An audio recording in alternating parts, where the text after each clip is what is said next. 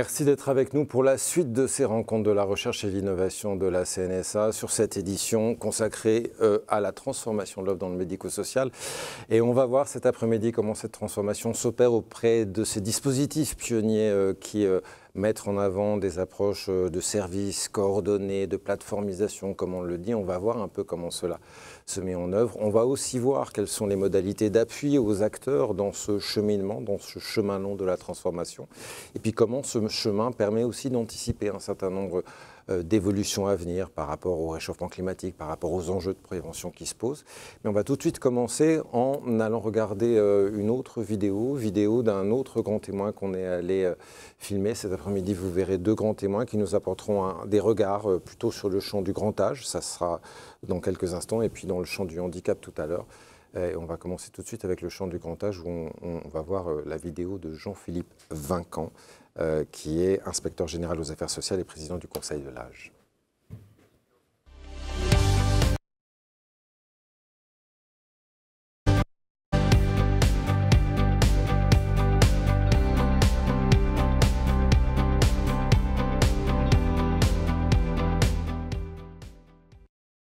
Alors bonjour Jean-Philippe Vincan, merci de nous accueillir ici et de nous accorder cet entretien pour éclairer ce sujet de la transformation de l'offre dont on débat depuis la matinée ensemble lors de ces rencontres. Votre regard, il est important, il est précieux, puisque vous connaissez, vous suivez bien cette offre dans les différents champs de l'autonomie, en tant aujourd'hui qu'inspecteur général des affaires sociales, vice-président du Conseil de l'âge aussi, et on sait que le Conseil de l'âge porte des avis, porte des rapports sur l'offre et sa transformation, souvent pertinents et qui peuvent aussi être un peu impertinents, et notamment celui de 2024 qui était bien vivre et bien vieillir dans l'autonomie à domicile. On va parler de ce rapport-là. Vous avez été aussi directeur général de la cohésion sociale, donc vous connaissez bien ces champs de l'autonomie.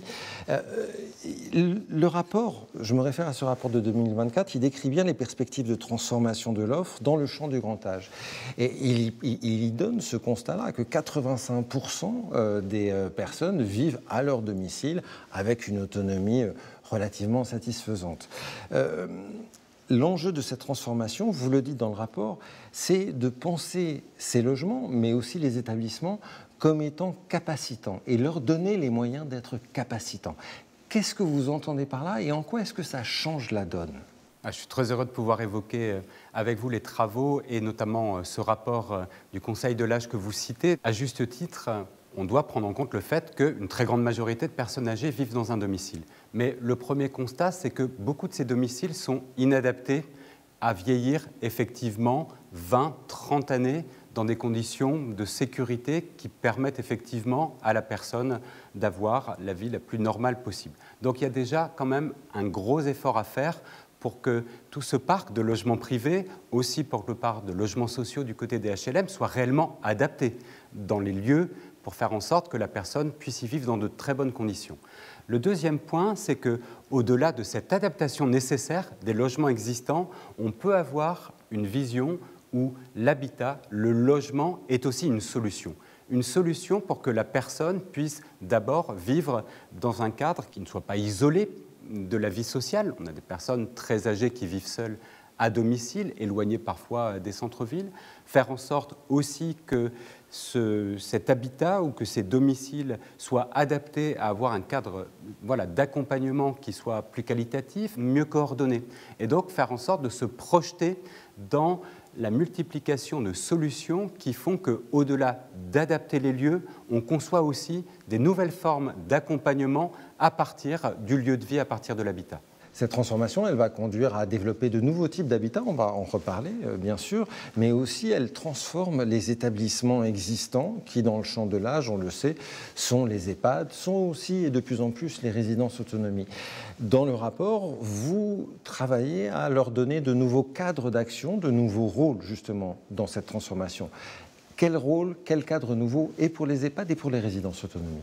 Alors d'abord, on considère en effet que les EHPAD et les résidences autonomie font partie des solutions qu'il est important de préserver, de conserver pour faire en sorte de pouvoir répondre à des problématiques ou à des parcours de vie qui sont très différents entre les personnes.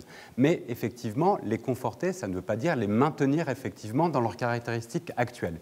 Du côté des EHPAD, ce que nous pensons, c'est que premièrement, il faut renforcer l'aspect lieu de vie chez soi des EHPAD, en les humanisant, en travaillant sur le bâti, l'immobilier, sur la partie aussi animation, vie sociale, interaction, ouverture sur l'extérieur.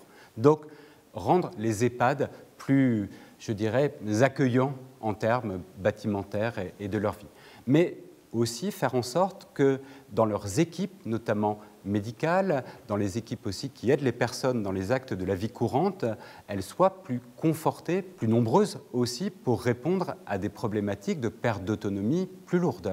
S'agissant des résidences autonomiques qui sont déjà une forme d'habitat intermédiaire entre le domicile historique et l'établissement médico-social, nous pensons qu'elles vont devoir accueillir un peu plus de personnes étant marquées par des pertes d'autonomie et donc faire sauter peut-être les plafonds qui font qu'une résidence autonomie ne peut pas admettre plus de X% de personnes en GIR 1, 2 et 3. Mais si on fait ça, il faut augmenter le forfait autonomie des résidences pour leur permettre de faire de la prévention et d'accueillir en toute sécurité ces habitants un peu moins autonomes.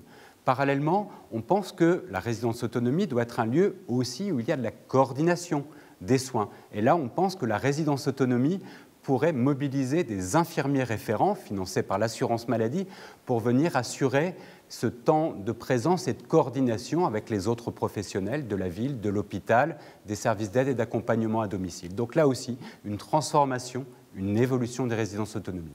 L'autre enjeu, c'est évidemment le domicile. Alors ce domicile, il faut le repenser dans son accompagnement et aussi dans son organisation. Il y a plein, on l'a vu ce matin, d'initiatives, de colocation qui existent, notamment un peu de regroupement. Comment est-ce qu'on peut penser ce domicile de manière plus cohérente et plus identifiable aussi pour autonomiser et permettre l'autonomie de ces personnes et puis penser mieux l'accompagnement au sein de ce domicile? Alors c'est vrai que dans notre idée, si nous trouvons des vertus à faire en sorte d'avoir des nouvelles solutions intermédiaires entre le domicile personnel et l'EHPAD, c'est pour y construire un lieu d'accompagnement qui permette effectivement à la fois à la personne, à ses proches aidants, sa famille et aussi à tous les professionnels qui interviennent, de trouver un cadre beaucoup plus favorable effectivement derrière à une vie la plus autonome possible en fonction des caractéristiques des personnes. Pour un exemple, quand on est dans un habitat regroupé et partagé, on a à la fois le bénéfice de parties privatives qui permettent à tous les habitants résidents d'avoir leur intimité, leur vie propre dans ce qui est vraiment un domicile, c'est un chez-soi vraiment pour les personnes, et aussi des parties communes qui vont à la fois permettre les interactions avec les autres habitants, de faire venir des acteurs extérieurs, d'apporter de la vie, de l'oxygène, de le faire rentrer, d'avoir un cadre d'intervention pour les professionnels beaucoup plus facilitant, d'avoir un petit local pour les professionnels, par exemple, de santé qui interviennent, pour ne pas avoir à déplacer tout leur matériel à chaque fois. Et donc, on voit bien qu'avec cet habitat regroupé et partagé, premièrement, on est dans la rupture de l'isolement. Deuxièmement, on est dans l'interaction voulue et souhaitée par la personne, qui peut être en alternance dans son chez-soi ou dans ces parties où il y aura effectivement de la vie en commun et de l'animation. Et ça permet aussi de faire rentrer un peu de rationalité dans les accompagnements. On évite ce temps épuisant sur les routes des professionnels de l'aide aux actes de la vie quotidienne, ou ces professionnels qui viennent aussi faire de la prévention, de la mobilisation des personnes. On peut faire rentrer du numérique, de l'intelligence artificielle pour mettre une surveillance et une prévention meilleure des chutes, etc.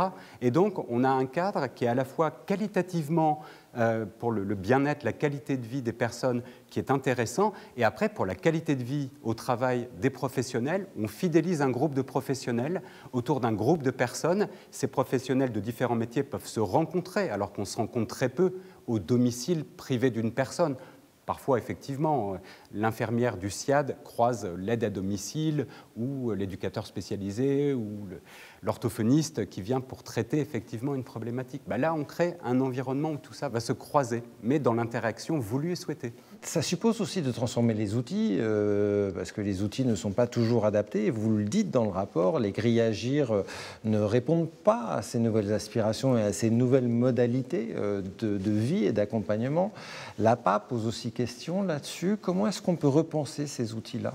Il est clair que pour faire vivre ce droit à une vie en pleine autonomie et citoyenneté que revendique le Conseil de l'âge, nous proposons de l'inscrire dans la loi, il faut rénover très profondément en fait notre philosophie d'intervention, sortir d'un modèle compensatoire où on mesure incapacité et limitation et on apporte derrière une compensation en aide humaine, en aide technique, sujet par sujet, et essayer d'avoir une approche plus finaliste où, sur la base d'une évaluation globale des besoins, mais aussi des aspirations de la personne, on construit en fait un accompagnement multiple avec différents volets, différents intervenants. Et aujourd'hui, à la fois la grille Agir et l'APA dans ses caractéristiques ne permettent pas cette appréhension globale, finaliste des besoins et des aspirations de la personne, et ensuite constitue d'abord une barrière à l'éligibilité très forte pour celles des personnes âgées qui souffrent plus de troubles neurodégénératifs, de la cohérence, de l'orientation, de troubles psychiques que de limitations biomécaniques, d'une certaine façon, physiques. Or, la grille Agir est très bâtie sur un modèle médical d'incapacité et de limitation. Et ensuite, derrière, dans l'aide qui est apportée, l'APA a des mauvaises propriétés. Elle a un plafond unique, assez limité. Elle permet mal de mobiliser ces différents compartiments, les aides humaines, les aides techniques, le répit pour les aidants. Et donc, on propose de rénover très profondément ce couple d'outils un peu obsolètes, vieillissants, que sont la grille Agir et l'APA. Il y a un enjeu derrière tout ça de transformation, on le voit, des outils, des pratiques, des lieux de vie. Alors, il se joue dans le champ de l'âge, il se joue aussi dans le champ du handicap. Dans quelle mesure il y a des convergences à trouver et à identifier entre ces deux domaines de l'autonomie pour faire avancer les choses ? Alors évidemment, il y a des convergences très très fortes parce que ce sont deux politiques qui sont marquées par la volonté de renforcer la capacité d'agir de la personne, de respecter son autodétermination.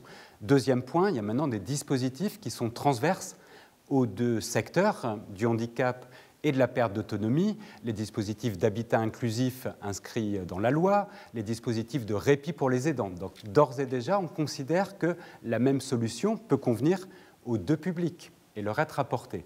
Troisième point, nous avons dit que s'agissant des prestations de compensation, il y a des différences entre l'APA et la PCH et un poids de cette barrière d'âge qui sont beaucoup trop fortes. Et donc, nous proposons d'avoir une politique de convergence entre le secteur du handicap et le secteur de l'âge. Nous avons fait des propositions graduées qui peuvent aller jusqu'à un droit d'option qui pourrait être donné entre APA et PCH après 60 ans, ou alors de créer un nouveau volet au sein de l'APA similaire à celui de la PCH pour la surveillance d'une personne qui a plutôt des problèmes de cohérence et d'orientation qu'une incapacité physique. Et troisième point, nous proposons de dessiner un horizon où il pourrait y avoir, à terme dans notre pays, une grande prestation unique, universelle, de soutien à l'autonomie qui pourrait être servie aux deux publics dans les mêmes conditions. Mais ça, c'est très ambitieux et ça coûte assez cher aussi puisque les convergences se font toujours vers les droits qui sont les plus favorables. Mais ne perdons pas cette idée qu'un jour, on pourrait avoir une politique encore plus intégrée et universelle de soutien à l'autonomie. Merci pour ces analyses, pour ces perspectives, pour ces espoirs aussi que vous nous ouvrez. Merci à vous et on va rejoindre tout de suite la suite et le fil de nos débats. Merci beaucoup à vous.